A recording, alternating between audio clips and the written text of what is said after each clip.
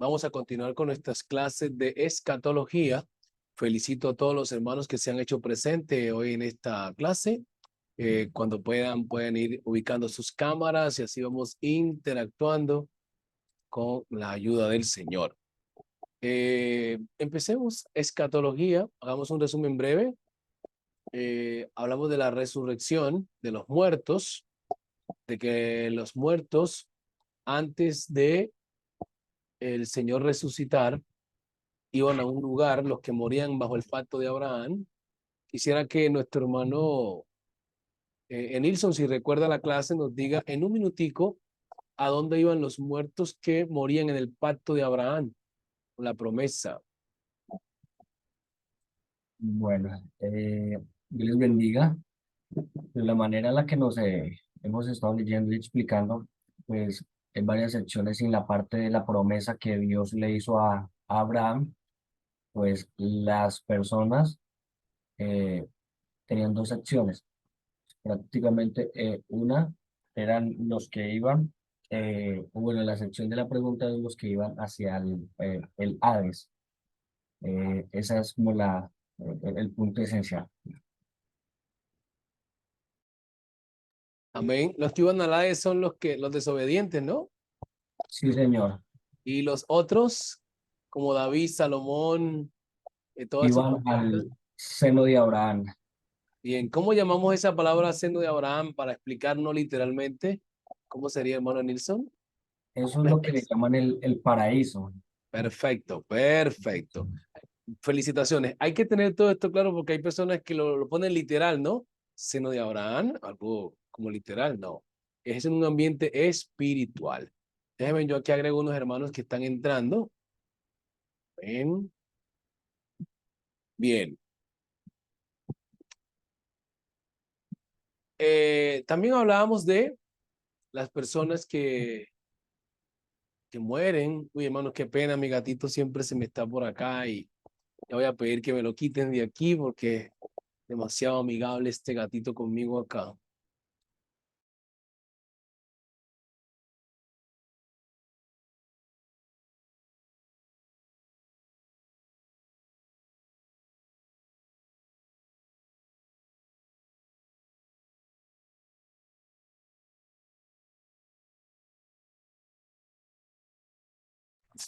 Muy bien, gracias, hermanos. Gloria al Señor. Bien, vamos para el hermano River Benítez. Los que mueren en Cristo Jesús, ¿a dónde van ahora? Según la palabra del Señor. Prenda micrófono si puede explicarnos ahí rapidito. Dios les bendiga, mis amados hermanos. Amén. Al paraíso, sino que en la clase anterior no, no estuve mi hermano, pero en 2 Corintios capítulo 12, por ahí usted explicaba que iban ahora por lo Esta que dice el apóstol dispensación. Pablo. Sí, señor. Sí, señor. Amén. Hermano Luis Mario, a ver, denos un aporte de eso. Los que mueren en Cristo Jesús, según la palabra, ¿a dónde van? Gracias, hermano River. Gloria a Dios. Así es, al paraíso. Pero hay un paraíso llamado seno de Abraham. Ahora vamos a identificar ese paraíso que el hermano mencionó. Hermano Luis Mario, prenda micrófonos y adelante. Bueno, pastor, Dios le bendiga mucho, Dios los bendiga, apreciados hermanos. Amén. Los que mueren en Cristo, según Filipenses capítulo 1, versículo 23, ellos van a la presencia de Dios, que sería el paraíso celestial, mientras los que mueren sin Cristo irían al mismo lugar donde van las personas al Hades, ¿no? Eso es lo que a menos hemos tocado en la anterior clase, pastor. Excelente, está fresquito, está fresquito. Así es. Eso me da a entender que han captado bien la información. Después que uno ponga los textos bíblicos, pienso yo que no hay argumento que pueda uno rebatirlo, porque es la palabra la que está hablando. Y cuando es un agiógrafo sagrado es un escritor inspirado por Dios. Muy bien, vamos entonces ahora sí a entrar a la temática. Gracias por sus aportes. Tengo que decirles que hoy vamos a apenas tener una horita de clase porque tengo otro seminario internacional, donde estaré dando una clase, pero quiero que investiguen unas cosas que les voy a dejar porque vamos a trabajar ya la gran tribulación. Ya bien, después del arrebatamiento viene la gran tribulación, pero también el tribunal de Cristo. Vamos a trabajar la gran tribulación, que es lo que se da en el arrebatamiento. Muy bien. Escriba como título en su nota: dos eventos simultáneos. Dos eventos simultáneos. Dos eventos simultáneos.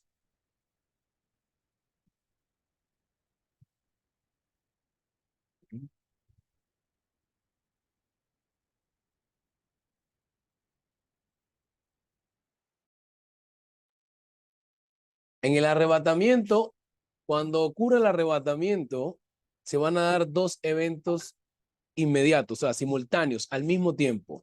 Una vez que la iglesia sea arrebatada, se abre el primer sello de Apocalipsis 6. Vamos a estar leyendo y no se preocupen porque voy a estar explicando en el manual que les voy a entregar. A propósito, les digo de una vez, decidí no cobrar un precio por los manuales, que son dos de los que les mencioné, sino que ustedes a conciencia puedan enviar una ofrenda para, obviamente, este humilde servidor, de acuerdo a su corazón.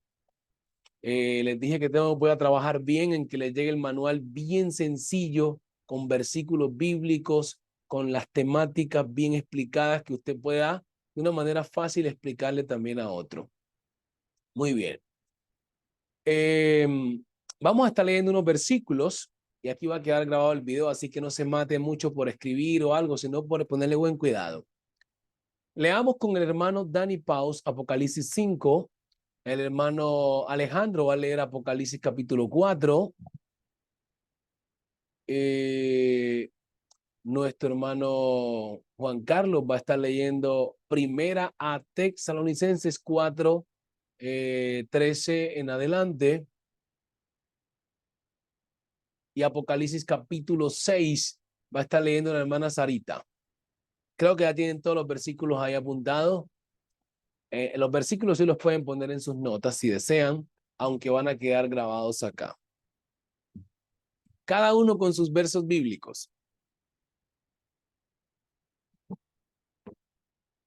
Los dos eventos simultáneos que se dan son arrebatamiento de la iglesia e inmediatamente inicia la gran tribulación, que es llamada la 70ª semana de Daniel o la semana 70.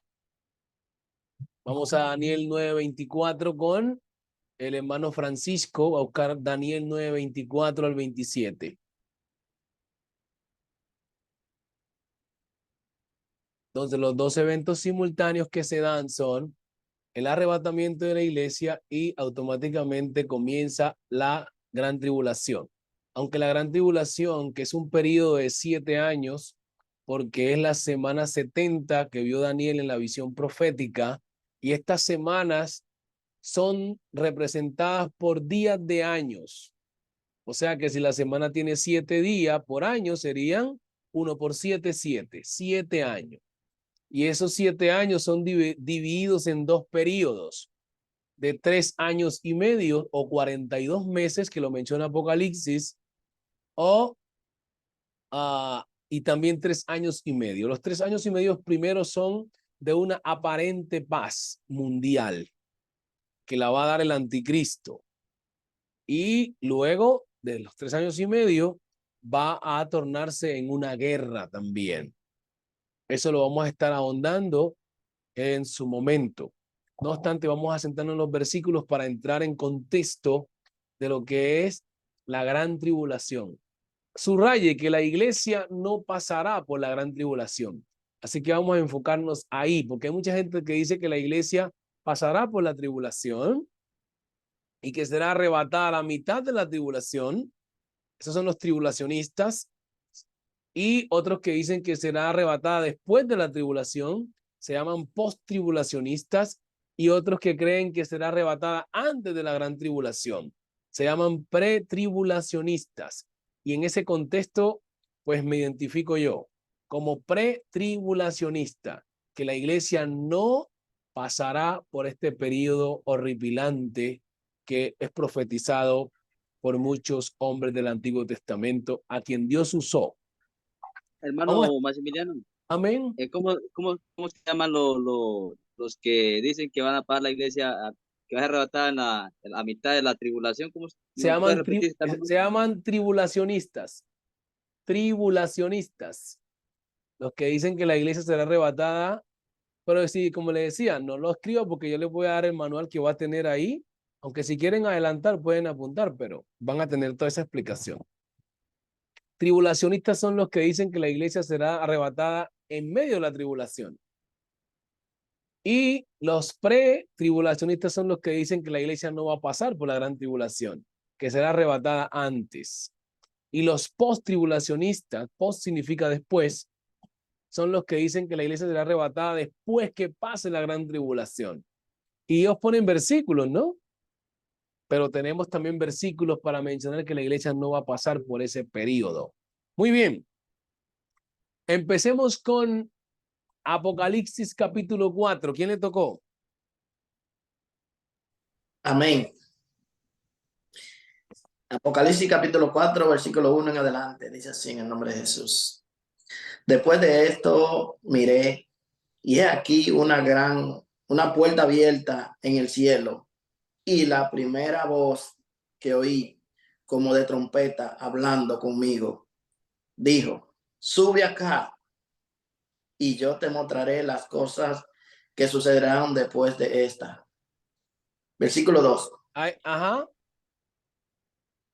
Sí. Y al instante yo estaba en el espíritu, y he aquí un trono establecido en el cielo, y en el trono uno sentado. Ahí, Amén. ahí.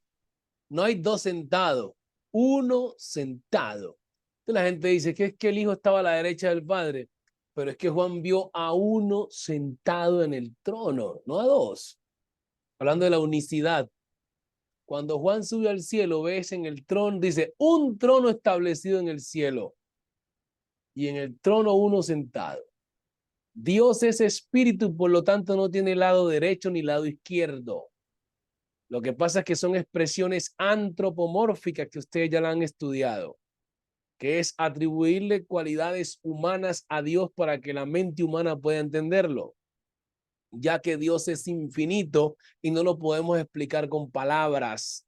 Simplemente estudiamos sus características o algunas de ellas. Voy a repetir eso para que ustedes le digan a la gente. Dios es inmenso, no tiene lado, ni izquierdo ni derecho. Cuando se dice que el lado derecho o que los pies son expresiones antropomórficas. Y el antropomorfismo es un recurso estilístico del lenguaje que se usa para atribuir cualidades humanas a lo divino, para que la mente humana pueda percibirlo, ya que la mente finita nuestra no es capaz de comprender lo sobrenatural que es lo divino. Entonces, por eso es que los escritores ponen estos cuadros pintados de esta manera. Y el libro de Apocalipsis es un libro de revelación. ¿Por qué revelación? Porque es un libro simbólico en algunos aspectos. Hay que estudiar dónde es simbólico y dónde no es simbólico. Para ello hay que saber de simbología. El capítulo 4 de Apocalipsis tanto es una revelación que Dios le está dando a Juan, pero al mismo tiempo es el cuadro representativo del arrebatamiento desde mi punto de vista teológico. Voy a explicar, repito, desde mi punto de vista exegético y hermenéutico. Esta es la interpretación que yo le hago a este pasaje. Voy a explicar una cosa que se llama sinécdoque. La vimos en hermenéutica cuando vimos las figuras literarias. ¿Recuerdan? ¿Qué es la sinécdoque? Hermano Juan Carlos, ¿se acuerda? Mi hermano, ahorita no recuerdo. La hermana Sarita, gracias hermano Juan Carlos. Sarita, ¿qué es sinédoque? Se toma el todo por la parte, más o menos esa partecita o viceversa, Por creo. ahí va, El por ahí va, todo por por ahí. la parte. Por Es ahí más o va, menos así. por ahí va. Gracias, hermana. ¿Es el conjunto de un todo por la parte o la parte por el todo? Ahí ¿Sí está. ve? Ahí estaba. Eso es sinédoque. Como cuando decimos, ¿Sarita es del Perú o de dónde? Perú, Perú. Bueno, es como cuando decimos, ganó Perú, pero es que Perú no ganó, ganó la selección de Perú. ¿Y por qué decimos Exacto. que ganó Perú en un partido? Porque es el conjunto de un todo por la parte. ¿Sí ves? En este sentido, Juan es parte de la iglesia. En sinédoque, Juan representa ¿a quién? La iglesia. Y si a Juan se le dice, el cielo se abrió y le dijeron, Juan, sube acá. Es entonces un cuadro representativo del arrebatamiento. ¿Por qué? Porque Juan representa el último apóstol viviente. ¿Y qué se le dice en Apocalipsis capítulo 1? Que a él se le va a revelar el pasado, el presente y el futuro. Cuando usted estudie bien, minuciosamente Apocalipsis, se va a dar cuenta que en el capítulo 1 a Juan se le está revelando los acontecimientos del presente y futuro de la iglesia. Dice Juan que yo estaba en el Espíritu en el día del Señor, si usted lee. Y entonces el Señor empezó a revelarle y entonces Apocalipsis, que lo han metido como un libro de miedo, el libro se escribió para consolar a los creyentes y darle esperanza en ese tiempo. ¿Sabían eso? Y la gente decía, yo no leo Apocalipsis porque me da miedo. Pero es que Apocalipsis es un libro que produce esperanza, alegría, cuando se entiende. ¿A cuántos les pasó como a mí que me daba miedo leer Apocalipsis cuando llegué a la iglesia? Yo veía ese poco de monstruo con cabezas, ¿me entiende? Con dragones que devoraban gente. Yo no quería leer ese libro. ¿Les pasó? Levanten una manito así o pongan una reacción ahí si les pasó igual que yo. Ajá, bueno, no solamente a mí. Bueno, yo tengo mi cafecito aquí porque, hermanos, Dios le estoy... bendiga, mi hermano. Amén, hermano Jorge Apenas Agustín. estaba por ahí todavía, por allá en la cena y puso la cámara. Amén, está Hermano, con bien. respecto a lo que está hablando, Sí, por ahí hubo hace raticos ya, yo preguntando, porque a mí sí me gusta como un poquito curioso, ¿no? sí. Eso, Apocalipsis, solamente lo interpreta de pronto un pastor, pero nosotros no, eso dejémoslo quieto. Eso no es fácil de entender. Entonces uno como que dice, ah, bueno, entonces dejémoslo así. A mí me pasó igual como usted está diciendo. Yo decía, eso es para los pastores, pero ni aún pastores se atrevían a meterse a ese libro. Aún hasta ahora, no lo olvide, que hasta ahora hay pastores que se meten a ese libro y se enredan. Se enredan todo porque el libro es complicado. Tiene que ser un teólogo, pero no todo teólogo es escatólogo, entiendan esto. No todo teólogo es escatólogo. Entonces, cuando uno no maneja bien la escatología, perdón, por eso uno tiene perfiles, ¿no? Te dice yo soy experto en hermenéutica, homilética, exégesis. Otro dice yo soy experto en geografía bíblica. Otro dice soy experto en unicidad. Y a eso es lo que se dedica. Y otro dice soy experto en el nombre de Jesús. Otro dice soy experto en lo que es la manifestación de Dios como en sus diferentes facetas. Y así son perfiles. Hay personas que se meten fuerte y me gusta esa temática, y pienso que mucha gente se enreda explicando las manifestaciones de Jesús, ¿no? Hasta unicitarios también se enredan. Cuando aparecen los versículos, como y el hermano me decía estos días, el hermano Dani, que pudiera explicar San Juan 17:5, que dice, Padre, glorifícame al lado tuyo con aquella gloria que estuve contigo antes que el mundo fuese. Rapidito, de manera gramatical. Uno tiene que hacer una fraseología del texto. Padre. Entonces uno se pregunta, ¿Por qué el Señor dice Padre si Él es el Padre? Entonces, lo que pasa es que el Señor tiene en su multifaceta, como Dios, multifaceta, dentro de un plan de salvación. Lo que pasa es que el Señor tenía expresiones dentro de un contexto. En el contexto de hijo se expresaba como el hijo. ¿Entiende? Y dice Padre, porque si Él dice a ciencia cierta que es el Padre, pues no lo crucifican. ¿Entiende? Por eso el Señor hablaba en alegorías. Se llama la palabra, alegorías. San Juan 16 dice, Señor, ahora ya no nos hablas por alegoría. Significa que todo el tiempo les habló en parábolas y alegorías, que son cosas difíciles de entender. Pero no estamos en unicidad ahora. Pero es como una pista por ahí. Glorifícame al lado tuyo. Ya dije que... Maximiliano, Dios le bendiga. Amén, amén, hermano Cueva. Una preguntita, hermano. Hay bueno, he escuchado algunas observaciones acerca de los hermanos que dicen que antes del arrebatamiento de la iglesia, nosotros los cristianos vamos a presenciar la gran tribulación. ¿Qué me puede decir al respecto, hermano? Estaba diciendo que hoy voy a probarles por la palabra que la iglesia no va a pasar por la gran tribulación. Y les voy a dar bases bíblicas para que nadie les pueda refutar eso. Y decía que los que dicen que la iglesia va a pasar por la tribulación o será arrebatada a la mitad de la tribulación, se llaman tribulacionistas. Y los post-tribulacionistas son los que dicen que será arrebatada después de la tribulación. Pero yo creo que la iglesia no va a pasar por la gran tribulación. Y es el tema de hoy, voy a probarlo. Estamos mirando, el punto de partida es que dos eventos simultáneos. Arrebatamiento de la iglesia y comienza la gran tribulación. Si la iglesia no es arrebatada, no comienza la gran tribulación. Entonces, el que me dice, bueno, yo ya he debatido estos temas en grupos de personas que creen esto. Y yo le digo a las personas, tiene que probarme por la Biblia que la iglesia pasará por la gran tribulación. Y yo le voy a probar por la Biblia que la iglesia no va a pasar por ese periodo. Leamos ahora sí los versículos y vamos rápido.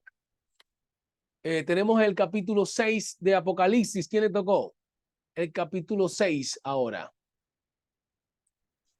A mí me tocó los sellos. Lea el capítulo 6, verso 1. Vi cuando el Cordero abrió uno de los sellos y oí a uno de los Quédeseme ahí.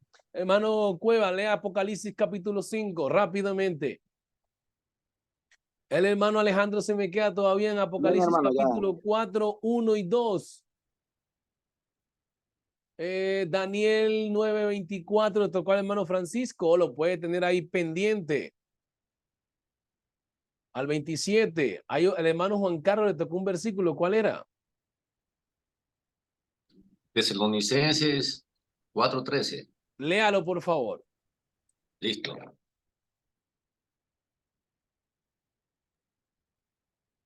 De los Tesalonicenses 4:13 dice, tampoco queremos, hermanos, que ignoréis acerca de los que duermen, para que no os entristezcáis como los otros que no tienen esperanza.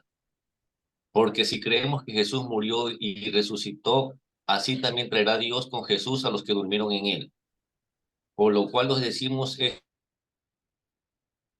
esto, palabra de oro, que nosotros que vivimos, que habremos quedado hasta la venida del Señor, no precederemos a los que durmieron.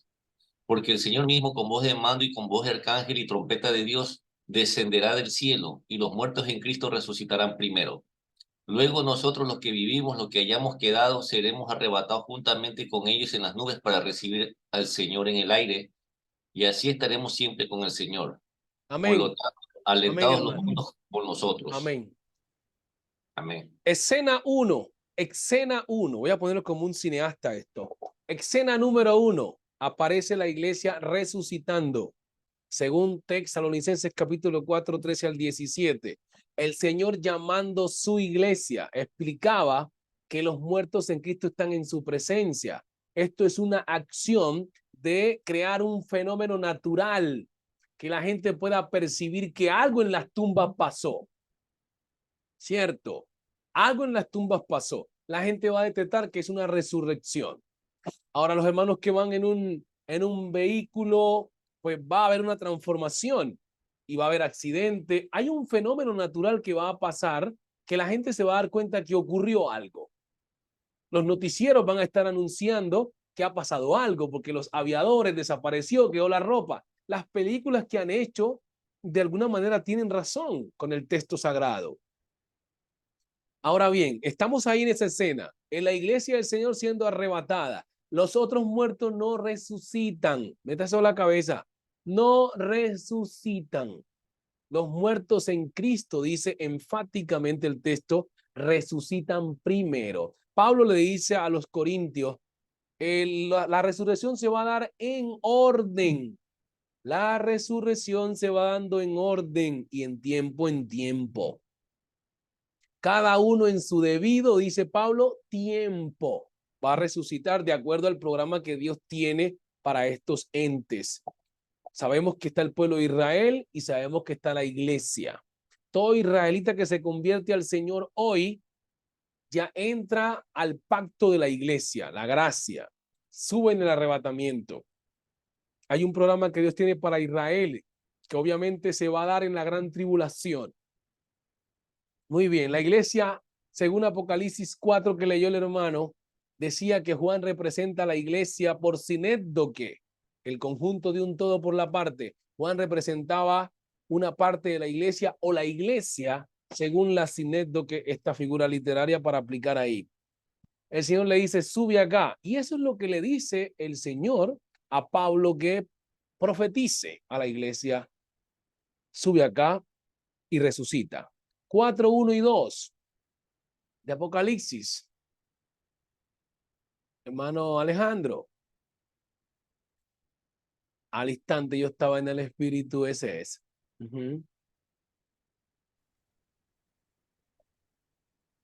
Amén. El verso 1 y 2. Amén. Capítulo 4 de Apocalipsis. Dice, después de esto, miré y he aquí una puerta abierta en el cielo. Y la primera voz que oí, como de trompeta, hablando conmigo, dijo, sube acá y yo te mostraré las cosas que sucederán después de esta. Y al instante yo estaba en el espíritu, y he aquí un trono establecido en el cielo, y en el trono uno sentado. Ahí, el de Apocalipsis 5 rápidamente se me va ubicando mientras explico. La palabra trompeta aparece en Tesalonicense, voz de trompeta. Y la voz que le habla a Juan es una voz también de trompeta. Son metáforas.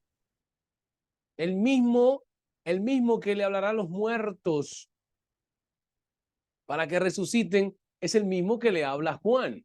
Entonces Juan representa a la iglesia subiendo al cielo. Entonces la iglesia es arrebatada y va a ocurrir algo simultáneamente. Es que comienza la gran tribulación que representa Apocalipsis 6. Pero antes de ello, vamos a mirar Apocalipsis 5. 1, rapidito. Apocalipsis 5, el que le tocó lo va a leer. ¿A quién le tocó Apocalipsis 5? Yo dije un nombre por ahí. Amén, hermano. Yo lo voy a leer. Sí, amén. Apocalipsis capítulo 5. Hermano Cueva, recuerde que el hermano Alejandro lo dejó con un rey sentado en el trono en el cielo, ¿no? Y eso, lo que usted va a leer ahora, y lo que usted va a leer ahora es lo que tiene el que está sentado en el trono. Lea. Amén, amén. Y vi en la mano derecha del que estaba sentado en el trono un libro escrito por dentro y por fuera. Pare allí, mi hermano Cueva. ¿Se acuerdan que a la introducción expliqué que Dios no tiene lado, no tiene mano izquierda ni mano derecha? ¿Y cómo es que ahora ¿Y cómo es que ahora tiene el que está sentado en el trono en la mano un libro escrito por dentro y por fuera? De los que estudiaron entonces hermenéutica. Hermano Juan Carlos, dígame ¿cómo explicamos eso? Bueno, mi hermano, como usted nos ha enseñado, esos son simbolismos. sencillamente que Dios tiene la potestad o tiene la autoridad de hacer todo ese tipo de situaciones. Al menos ese es mi punto de vista. ¿Y qué figura literaria podemos aplicar ahí, a ese cuadro? Bueno, podría ser, bueno, es una alegoría eso, es un simbolismo, pero específicamente, bueno, hay algunas figuras literarias, ¿no? Metáfora no creo que sea. No, hay una clave que la dije ahorita. Para mí son una alegoría, es un Muy simbolismo. bien. Antro. Expresiones antropomórficas. Antropomorfismo es lo que hay ahí. Antro viene de hombre y morfe del griego forma. Entonces, ubicar a Dios en forma de hombre para explicarle al hombre a Dios. ¿Sí ves? Ahí está. Claro que sí. Entonces, como si tuviera un lado derecho, no. Lo que pasa es que la palabra derecha sería aquí poder. Poder. La palabra libro sí es metáfora, mi hermano. La palabra libro sí es metáfora. Ahora, ¿qué libro es? Ese libro, desde mi punto de vista, lo aplico como la mente de Dios. Nadie la puede leer. Conocimiento. Nadie. ¿Cómo, hermano? Conocimiento, ¿no? Es el conocimiento, es Dios. Ese libro es Dios, ese libro es Dios en sus profecías, que nadie sabe lo que Él va a hacer ni lo que planeó antes de la fundación del mundo, ni nadie le dirá qué hace. Por eso nadie podía saber lo que había en ese libro. Los sellos están representando el no acceso a los secretos de Dios. Y el único que puede revelar el presente, el pasado y el futuro, ese tiene que ser el único Dios. Lea, hermano Cueva, siga leyendo. Amén, hermano. Y dice, bueno, quedé, dice, por dentro y por fuera, sellado con 7 sellos. Y vi a un ángel fuerte que pregonaba a gran voz: ¿quién es digno de abrir el libro y desatar sus sellos? Y ninguno, ni en el cielo, ni en la tierra, ni debajo de la tierra, podía abrir el libro, ni aún mirarlo. Ahí. Y lloraba. Para ahí, hermano. Creo que usted ha leído el capítulo. Por el tiempo tengo que avanzar. Gracias, hermano Cueva. Miren, unicidad en ese capítulo. Este capítulo me tocó hace, creo que en el 2010. 2015. En un debate con un, creo que era dominicano, experto en escatología. Era muy bueno el muchacho, se llama Mateo. Y me pusieron 2 para debatir conmigo porque yo decía que la iglesia no pasaría por la gran tribulación. Y ellos me decían que ahí en ese trono estaba el Padre y el Hijo. El Hijo venía y tomaba el libro de la mano derecha del Padre. Me decían, Maximiliano, explícame. Entonces, si no son 2. Bueno, ahí está, pues. Ahí está. Para los universitarios que están aquí en la sala, empecemos. Porque ustedes vieron unicidad, creo. Aquí el Trinitario dice que está el Padre y el Hijo. El Hijo viene y toma el libro de la mano derecha del Padre, según Apocalipsis. Del que estaba. ¿Cómo? Del que estaba. Por eso, ajá. Entonces ahí está poniendo 2 personajes. Usted tiene que explicarle al Trinitario eso, que él está viendo 2 ahí. Uno que... Lea, siga leyendo, hermano Cueva, para que vea. Siga leyendo. Vamos a ver cómo ustedes explican eso. Amén, hermano. Sí. El versículo 4 dice, y lloraba yo mucho porque no se había hallado a ninguno digno de abrir el libro, ni de leerlo, ni de mirarlo. Versículo 5, y uno de los ancianos me dijo, no llores, he aquí que el león de la tribu de Judá, la raíz de David, ha vencido para abrir el libro y desatar los 7 sellos. Siga. Y miré y vi que en medio del trono y de los 4 seres vivientes y en medio de los ancianos estaba en pie un cordero como inmolado, que tenía 7 cuernos y 7 ojos, los cuales son los 7 espíritus de Dios enviados por toda la tierra. Siga. Y vino y tomó el libro de la mano derecha del que Ahí estaba sentado. Ahí está, hermano, gracias. Y vino. El verbo venir es un verbo de acción que indica que venía caminando hacia el que estaba sentado en el trono. 2 dioses. Hagan de cuenta que soy trinitario en este momento. Ahora, hermano Luis Mario, explícame ahí rapidito. ¿Cómo me vas a decir que es uno solo si ahí están los dos? Vamos a ver. Espero el hermano Clavijo le haya dado esta técnica porque un trinitario les puede salir por ahí. Sí, nos han explicado una y otra vez, solo que ahorita estoy más concentrado en atender, pastor. Ese hermano Luis Mario a mí me sorprende, hermano, porque así tenía un amigo pastor que decía, esa no me la sé, enséñamela, pero sabía bastante. Humildad. Hermano River Benítez, ¿cómo explicamos eso? Amén, hermano. Y si miramos, viene este pasaje, el Cordero está en medio del trono. Sí. Ahí dice, versículo 6 dice, y miré y vi que en medio del trono, dice, y de los 4 seres vivientes, en medio de los ancianos, estaba en pie un Pero Cordero. espérese, yo quiero que ustedes me den una explicación si alguno de los docentes cuando enseñó unicidad les explicó eso. Desde ese punto quisiera que partieran a ver cómo explicaron ese pasaje. Sí me gustaría saber. Lo que pasa, pastor, es que la explicación no fue muy clara, ¿sí? Eso Ya. fue el detalle, porque el detalle, por lo menos lo mismo que dije ahorita, vino y tomó el libro de la mano derecha del que estaba, no del que está sentado en el No trono. del que está, el que El estaba. verbo dije era decir del que está sentado en el trono, pero el verbo Ujú. no dice el que está sentado en el trono, dice del que estaba sentado en el trono. Entonces, ¿dónde estaba el que estaba sentado en el trono que tenía el libro?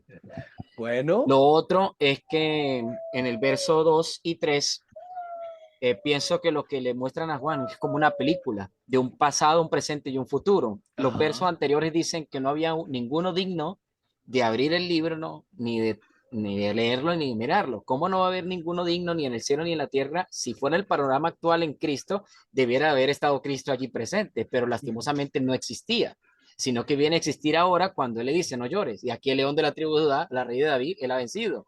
Y Él es digno de abrir el libro, desatar los sellos y de mirarlo.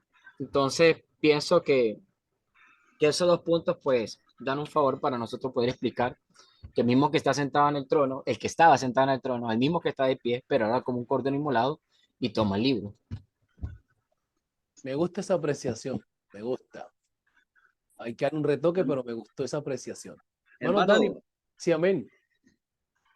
y esto lo podemos corroborar con Apocalipsis 22, 3 y 4, hermano, Ajá. donde dice que, y no habrá más maldición, y el trono de Dios y del Cordero, dice, o sea, del Padre y del Hijo, estará en ella, y sus siervos les servirán, o sea, hablando de una sola persona, y verán su rostro. ¿Rostro de quién? De Dios y el Cordero, del Padre y del Hijo, un solo rostro. Y su nombre, dice, ¿nombre de quién? De Dios y el Cordero, o sea, el Padre y el Hijo, un solo nombre, estará en la frente de sus siervos. O sea, este Apocalipsis capítulo 5 lo podemos corroborar con Apocalipsis capítulo 22, versos 3 y 4. O Está sea, muy que no bien. se habla de dos en Apocalipsis. Está muy bien eso, pero como los trinitarios son muy lectores o son muy estudiados, ellos le van a preguntar que esa palabra y en un enunciado gramatical, ¿qué representa? Cuando yo digo el hermano Juan Carlos y Cueva, yo tengo que explicar gramaticalmente por qué pongo y. Dice Dios y el Cordero. Eso, la palabra ahí viene, Ajá. Verbo kai. del griego que se puede traducir como en o como también como en. Ajá. ¿En qué página de O qué sea, diccionario? ¿En qué el página de griego qué kai, kai, es que el ¿En griego qué kai. página de qué diccionario? ¿Strong o cuál? ¿O el de la cueva cuál? ¿Cómo, hermano? ¿En qué página del diccionario que investigó ese término griego? ¿Tiene alguna referencia bibliográfica? O sea, yo he aprendido de los hermanos de Unicitario. Yo sigo al hermano Luis Polo, al hermano Alex Cerrato, que ellos dicen que Bien. la palabra y Les doy en el griego es kai, que no, se puede no traducir. discrimino eso que es importante, pero les doy un consejo porque yo no estoy en la red full todavía, pero la red tiene una cosa tan tremenda que la gente quiere bibliografía. El hermano manda allí, dice Strong, G2532. Esa es la bibliografía. Ahí está ese término, hermano Joe de San Martín. Explíquenos. Está muy bien lo que el hermano River Benítez dijo, sino que les estoy enseñando a que usen bibliografía, porque la gente va a preguntar eso, el trinitario sobre todo, para quererlo corchar a uno, quererlo como desvirtuar. Hermano Joe de San Martín, usted que puso la referencia. Sí, señor. Aquí. ¿Nos puede decir, por favor, el enunciado que hay ahí, la definición? Strong del griego, el número Strong 2532. Que a la letra Kai, dice, a la letra y. dice, A la letra dice Kai, definición, y, coma, también, coma, entonces, coma, incluso. Tiene una definición, una segunda definición, que también se traduce como y, coma, también, ¿Y aún. cómo haríamos esa aplicación a lo que el hermano está explicando allá? No entendí muy bien. A la explicación de. Sí, que el hermano dice Dios y el Cordero. Entonces yo le decía que la palabra y en gramática castellana representan dos cosas distintas o que une dos cosas. Ya. Entonces el hermano citó el griego, que en el griego no representaba que estaba uniendo dos cosas, sino que al mismo tiempo ponía una sola cosa. Eso es válido. Entonces uno pone la bibliografía para sustentar la tesis, ¿no? Sí, señor. Entonces se hace una oración para que el interlocutor entienda que usted tiene base de lo que está hablando. Sí, señor. Hermano Juan Carlos, ¿iba a decir algo? Entonces, mi hermano, ese versículo, más que una interpretación teológica, se lo puede resolver con una interpretación gramatical o estructural, en ese sentido, donde se explique que la aplicación del término Kai es dogmática cuando se traduce, en ese caso, con la terminología y. Sucede casi todo el Nuevo Testamento. Claro, y debería ser. Lo Especialmente que en las pasa, cartas. lo que pasa es que la mayoría del Nuevo Testamento fue con un enfoque trinitario por los curas. Entonces, ahí hay siempre un pequeño Error de inclinación. traducción, ¿no? Inclinación. No tanto error de traducción, porque realmente esa palabra Kai abarca mucho significado de polisémica, sino que siempre cogen el significado que más se acopla a su dogma, que en este caso vendría a ser la Trinidad, ¿no es cierto? En cambio, nosotros cogemos otra frase que puede ser también o entonces. Muy bien. Y ya no hace una diferenciación como cuando utiliza la conjunción y.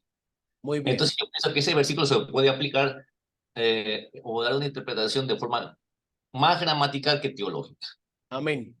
Bueno, ¿saben por qué yo casi no uso las raíces griegas? Hasta no manejar al menos oraciones en griego. Esa es mi apreciación. Porque un idioma no se puede manejar con definición de palabra, ¿no?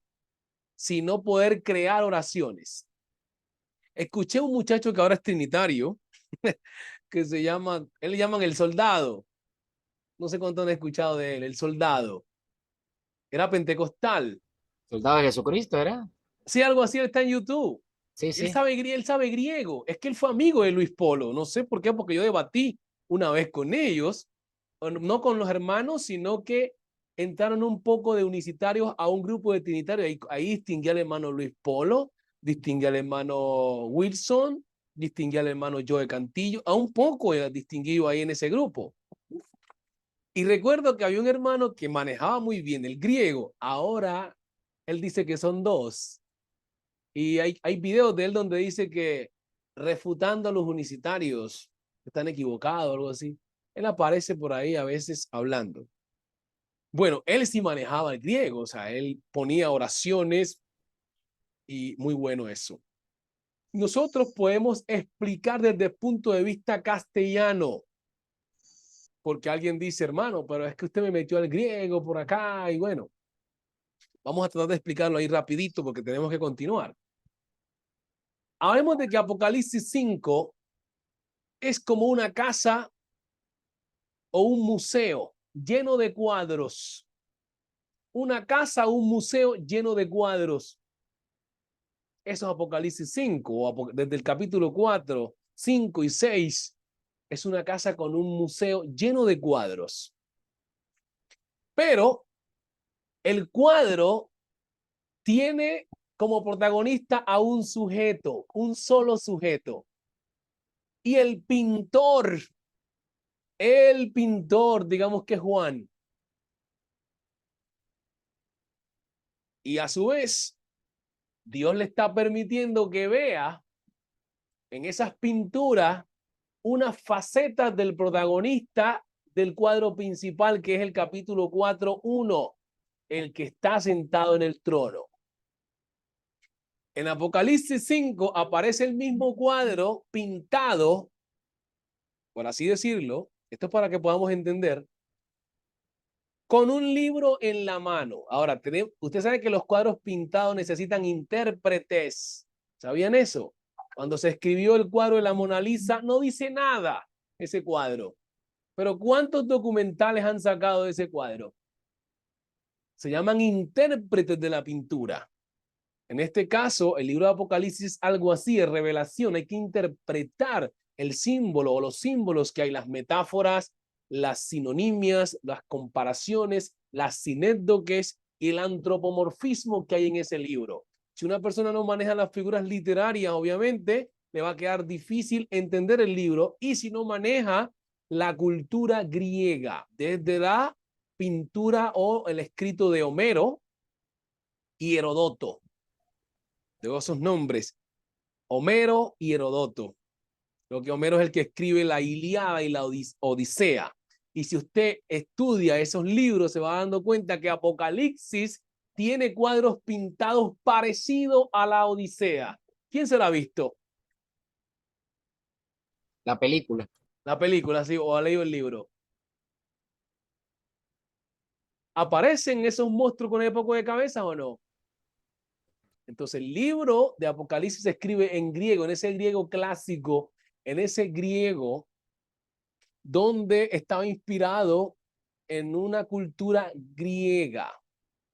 Entonces, lo que trata Juan es que los lectores de aquel entonces pudieran comprender el propósito de Dios con su iglesia. Y como muchos hermanos estaban influenciados por la cultura griega, por el llamado helenismo, muy influenciados, entendían muy bien estas figuras. Entonces, capítulo 4, uno sentado en el trono. Capítulo 5, un libro escrito por dentro y por fuera en la mano derecha. La mano derecha representa el poder de Dios. El libro representa la mente de Dios, que nadie la puede leer. Ahí está el presente, el pasado y el futuro. Y si usted lea Efesios capítulo 1:3, dice que Dios tenía todo programado desde antes de la fundación del mundo. Y para Dios las cosas que van a hacer ya son, y las que son ya pasaron. Ese es el libro. Dice Apocalipsis 21:1, 20:11 al 12, dice que el que no se halló inscrito en el libro de la vida. Dice otra vez el libro. Ese libro de la vida es Dios mismo, la mente de Dios, que lo sabe todo. El mismo Daniel se le dice en el capítulo 12, Daniel sella el libro. Daniel 12:7-9. Daniel sella el libro. Y cuando Juan dice, porque estas cosas las van a entender cuando, en el tiempo del fin. Y Juan encuentra el libro sellado. ¿Qué significa eso? Es la profecía. Y la profecía no es más que el anuncio de los acontecimientos futuros acerca de Israel y en este caso ahora la iglesia. La misma interpretación del libro se le puede dar al que no se haya escrito en el libro de la vida.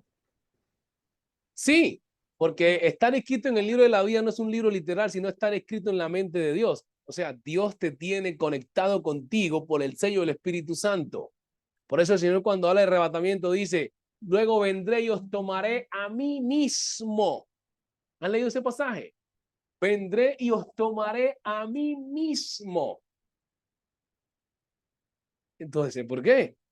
Estar escrito en el... ¿Cuándo se escribe? Yo una vez prediqué un tema acerca de la notaría del cielo para hablar del nuevo nacimiento. Una persona, para que sea hijo auténtico, tiene que ser registrado en la notaría, en una municipalidad.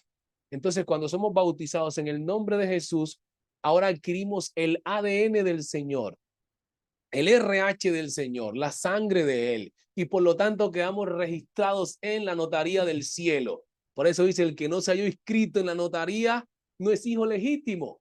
Usted, este es el hijo de tal fulano. No, muéstrame el registro. No está. Entonces, a bienestar familiar porque puede ser robado.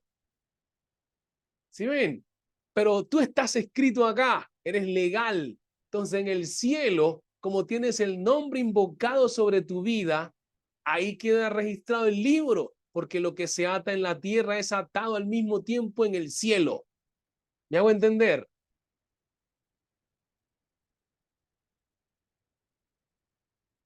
Aportar algo sobre Apocalipsis 5. Muy bien. Estoy entonces tratando de explicarles que el libro representa la mente de Dios, la profecía del futuro, el presente y el pasado.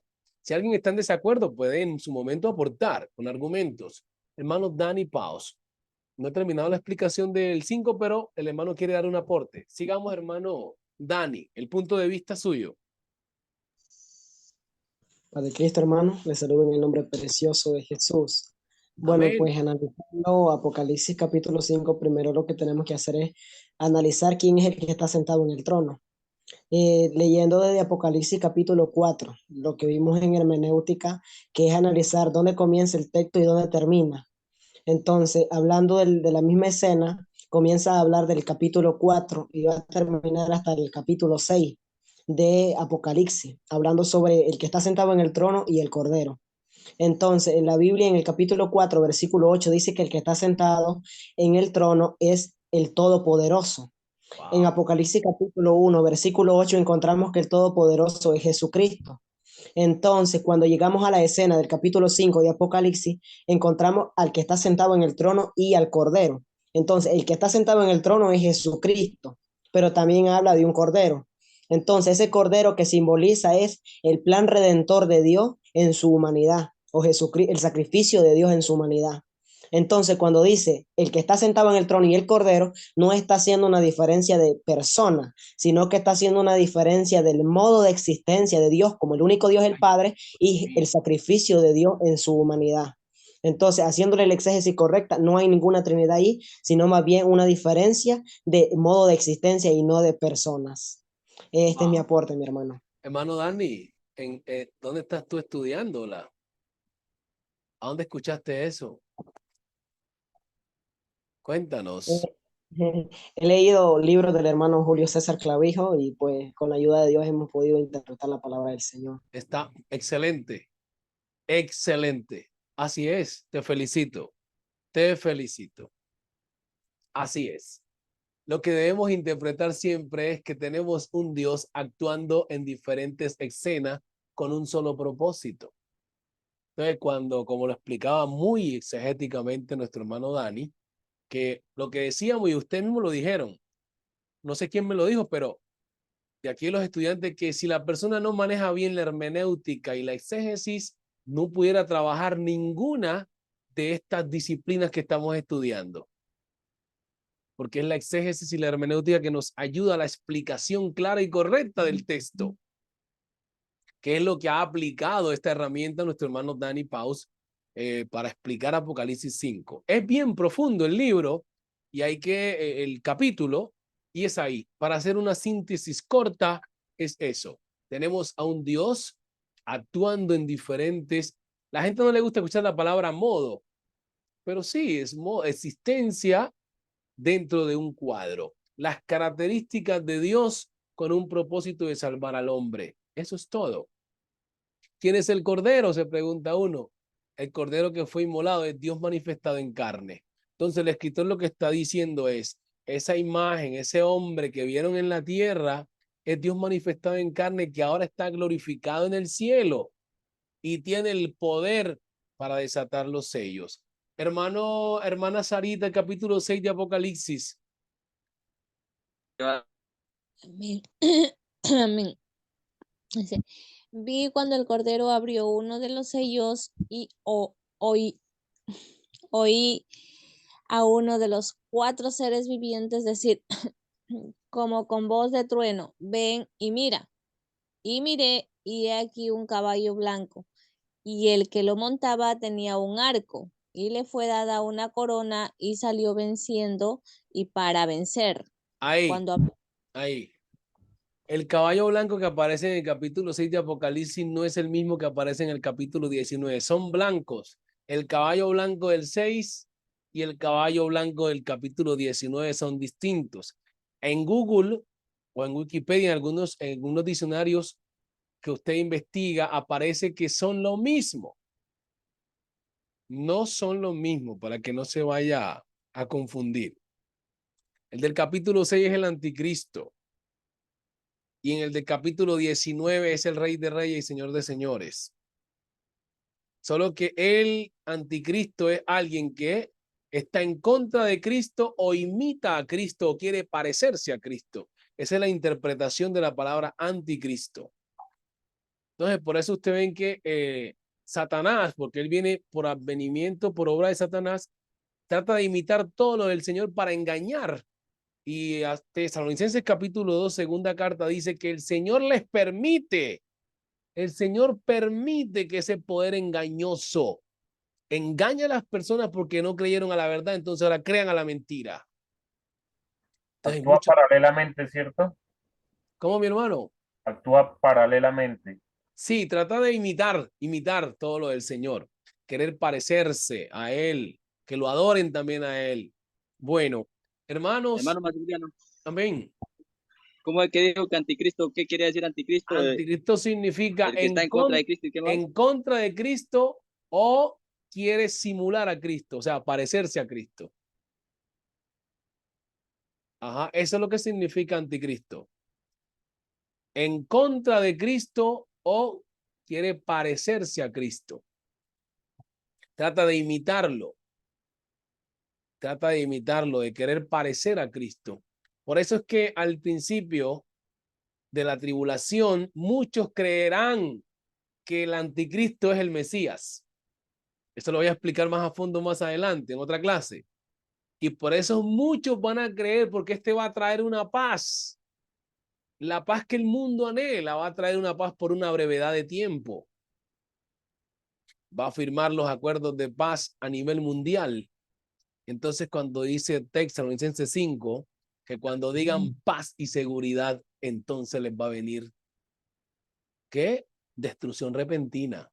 Esa destrucción repentina quiere decir que cuando él ponga unas leyes de que nadie podrá comprar ni vender, si no se pone un sello, una marca, es ahí donde mucha gente que tiene conocimiento va a decir, no voy a hacer eso. Y es allí donde él va a mostrar su otra faceta. Y comienza ahora sí la gran tribulación, porque pudiéramos dividir la palabra gran tribulación como tribulación, 3 años y medio, y gran tribulación, en los otros 3 años y medio. Vamos a estar explicando muy bien eso en la próxima clase, hermanos, porque Hermano tengo que... Amén. Amén. Eso de que va cuando aparezca el anticristo, eso será después del arrebatamiento de la iglesia o antes o digamos ya ahí cerquita. Bueno, lo que le estaba diciendo cuando iniciamos, 2 eventos simultáneos. La iglesia es arrebatada y comienza la tribulación. Esa tribulación inicial va a traer una paz ficticia por 3 años y medio. Vamos a dar detalles de eso en la próxima clase porque no tengo el tiempo ahorita. El dueño deja la casa y entra el ladrón, dijeron por ahí. Bueno, exactamente así es. Entonces, en los 3 años y medio, la palabra, el texto clave era el que íbamos a leer de Daniel 9, 24 al 27, que no tenemos tiempo de leerlo ahora, pero vamos a dejar en continuará para el próximo miércoles. Tenemos hoy lunes, el miércoles vamos a continuar. Vamos a dar los textos porque la iglesia no pasará por la gran tribulación y lo que pasará en la gran tribulación. Es un poquito amplio, pero vamos a procurar dejar los detalles. Quería explicar Apocalipsis Capítulo 5 porque es un capítulo que le ha costado a muchos interpretarlo bien, pero el hermano Dani hizo una buena interpretación.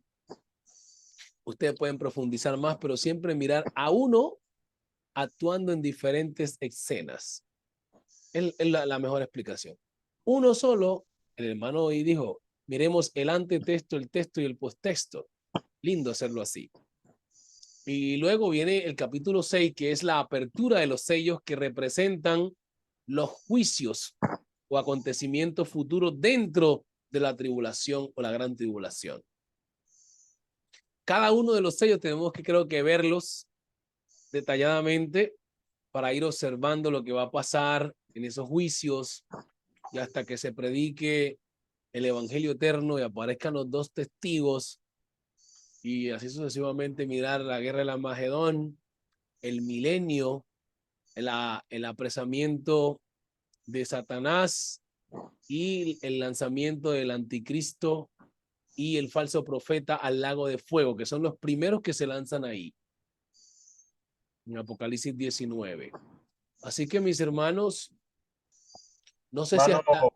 Hermano Maxi, sí, amén. Por ahí le envié un recado a su WhatsApp, o sea, con respecto a lo que vimos de la resurrección. Amén. Entonces ahí lo analiza y de pronto me comenta, o sea, está bien. Eso me creo porque es un hermano unicitario, entonces me crea pues como decir, bueno, ¿y qué pasa? O sea, yo sé que hay diferentes posturas, así sea entre los mismos de la unicitario, ¿cierto? Sí, Pero, señor, pues, sí, hay señor. veo como un laberinto bastante grande ahí, entonces... Está bien, mi hermano. Una Amén. explicación, mi hermano. Voy a Gracias, observarlo. maestro. Todos los que tienen sus preguntas, incluso ya de lo que estamos viendo, de la gran tribulación, lo que pasará en la gran tribulación, y si la iglesia pasará o no, me la hacen a través de mi WhatsApp, o también le pueden enviar las preguntas al hermano Juan Carlos para que me las haga llegar. Que en la próxima clase vamos a tomar el tiempo para ir explicando esas preguntas y terminar la clase de la gran tribulación. Hermano Juan Carlos, tengo que salir, así que puede despedirnos. Bueno, Dijo pastor que nos va a dar para investigar. Ok. Apocalipsis los textos que mencioné, los textos que mandé, Apocalipsis 5, Apocalipsis capítulo 4, Daniel 9, 24 al 27. Apocalipsis 6. Apocalipsis 6, correcto. Apocalipsis 20, 11. Apocalipsis 20, 11. Y vimos otro versículo que fue... No me acuerdo ahorita cuál fue el otro versículo. Sobre los caballos. Primera Tesalonicenses 4:13. Ahí, entonces siempre tienen que fijarse que hay dos eventos simultáneos. Mientras la iglesia no sea arrebatada, no comienza la gran tribulación. Y también segunda a Tesalonicenses capítulo 2. Eso es lo que van a estar leyendo y estudiando para la próxima clase. Vamos a estar ahondando ahí en la gran tribulación y los eventos que se dan en la gran tribulación. Obviamente, sepa, y yo siempre sostendré esto, la iglesia no va a pasar por la gran tribulación. Por muchas razones. Adelante, mi hermano, ahora sí, Juan Carlos Romero, despídanos. Bueno, mi hermano, muchas gracias por su aporte. Bueno, Amén. vamos a orar para hacer despidos de la clase. Gracias, Señor Jesús, te damos por esta bendición que hemos tenido de escuchar tu palabra y tus enseñanzas. Gloria a Dios. Y a nuestro hermano Maximiliano, a su evento, protejo y guardo, y también a todos nuestros hermanos. En el nombre del Señor Jesús te damos las gracias. Amén y amén. Bendiciones para todos, que tengan feliz noche. Aquí estaba entrando el hermano, ¿cómo que dice? Ben Uller, pero está acabando la clase. Ay, Dios mío. Llegó solamente a decir el amén. Sí, Señor. Bueno, mis hermanos, feliz noche para todos en el mundo. Igualmente, mi hermano. La paz de Cristo, la paz. Amén.